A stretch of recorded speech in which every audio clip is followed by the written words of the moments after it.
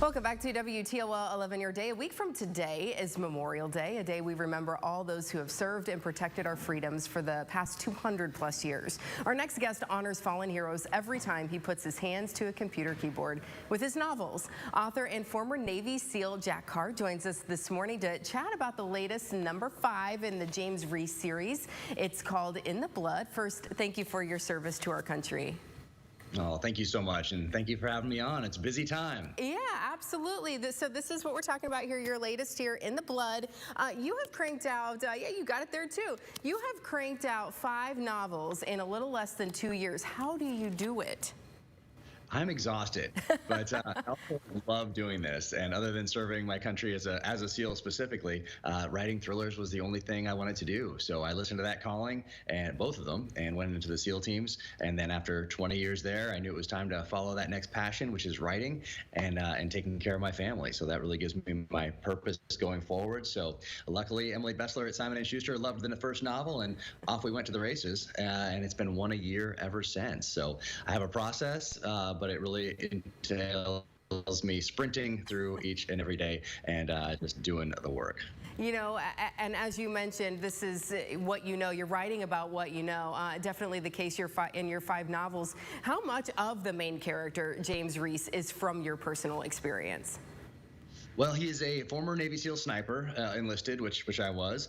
He becomes an officer at some point during his time in uniform, which I did. And then when the reader meets James Reese in that first novel, he is going to finish up his last deployment and come home and get out, because that is the last time that he's going to tactically maneuver guys on the battlefield. And that's where I was when I got home from my last deployment. I was in 04, which is like a major in the other services, lieutenant commander in the Navy. And really after that, you're not going to be out there on the battlefield with the guys. You'll be back in a tactical operations center, kind of managing assets and that sort of a thing. So that's not what I came in to do. So that's where the similarities end, though. And on out, it's a completely fictional narrative. But I do take the feelings and emotions behind certain things I was involved with downrange and apply them to the narrative. So if my character gets ambushed, let's say in Los Angeles, California, I can go back and think about what it was like to be ambushed in Baghdad in 2006 and apply those feelings and emotions directly to a fictional narrative. Yeah, you would know. You'd be the person to know. So what is James up to in the Blood? What's the meaning of the title? Ooh, all my titles so far have dual meanings, and so I leave them for the reader to figure out. But in this one, I had no touch points during my time in uniform into quantum computing, into artificial intelligence, into mass data storage or surveillance of U.S. citizens.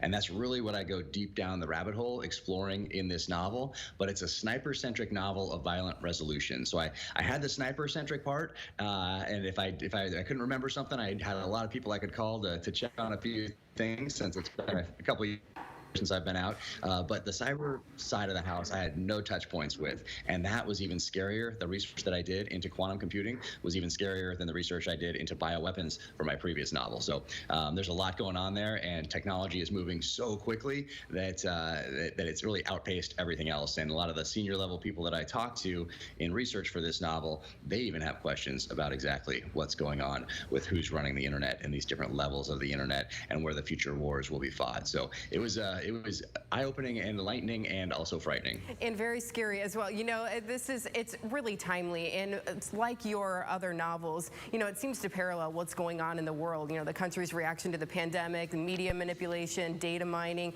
You know, how close is the fiction to reality? And like you mentioned, the Internet of Things.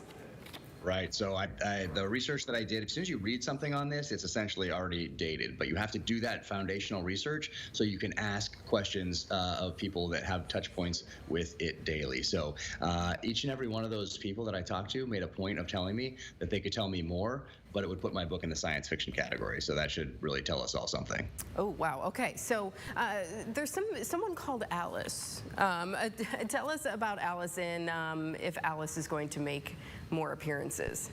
Yes, I don't want to ruin who Alice is. It ties into exactly what we're talking about. But if people don't know what a quantum computer is, they should put it in their search bar and hit on images, because I thought it was just a large computer, and that's not what it is. And I get to describe it in the novel for someone who doesn't know what it looks like. And essentially, it's this Medusa of wires that's hanging suspended in a vacuum. It's like a work of art, actually. And there's a character called Alice who's very unique to the storyline, and I think she'll be coming back in future novels. Okay, a little teaser there. You always have a warning for your readers. You know, if the violence, weapons, tactics, or mindset of the protagonist in the novels upset you, don't pre-order the book. Have you gotten a lot of flack, more so than other authors of the same genre? Maybe. I don't, and to Simon & Schuster's credit, I didn't know what it would be like when I got to New York Publishing, but never have they once even hinted that I should maybe lighten up on some of the things that my protagonist feels as far as freedoms or First Amendment or Second Amendment or anything like that. And I didn't know if that was going to be the case, but I've had complete creative control this entire time, and I am not one to just play it down the middle and hope that I don't upset someone on either side, because in real life, we have opinions. We're all on this journey. We're all on this lifelong journey, and we're learning and we're adapting, and hopefully we're taking lessons from previous successes and failures and applying it going forward as wisdom.